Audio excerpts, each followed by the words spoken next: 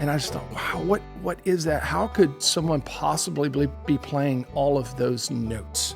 I didn't, physically, I couldn't imagine how that many notes would come out of an instrument. And I can honestly say, over the course of those 2 years, I probably averaged, just being very conservative, 8 to 10 hours a day playing for 2 years. Back when I got that nickname, that moniker, Banjo Band, that was a joke. That was a joke from college. The guys in that lived nearby my room at college, I was the only one around that played banjo.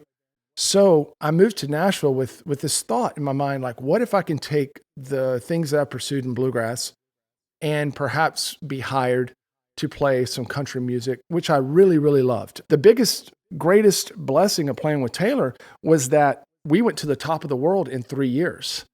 So it only took 3 years for me to see that nothing that the world really had to offer me would ultimately give me what I was searching for. And it came to an end where finally I realized, I've told this story many times, but finally on the stage of Times Square, New Year's Eve, I was like, this ain't it. I'm done. And I walked away. I walked away from it, not knowing where I'd go. Yeah, when I started the YouTube thing, that was just a creative outlet. I had no idea. I think, like everyone else, had no idea what YouTube would become.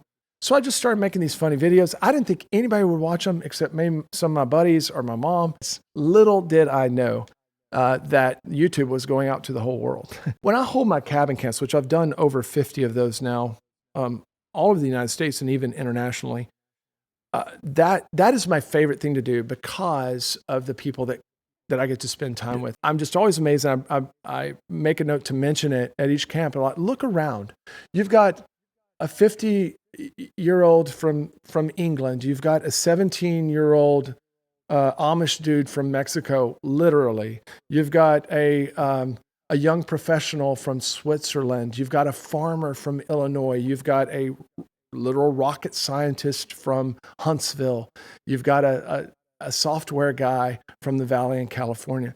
They're all sitting around one table, eating some Texas barbecue and talking about bluegrass and their journey with the instrument. Gosh, I could do this for another 50 years and still not do everything that I want to teach and that people want to learn. And that's a pretty fun place to be.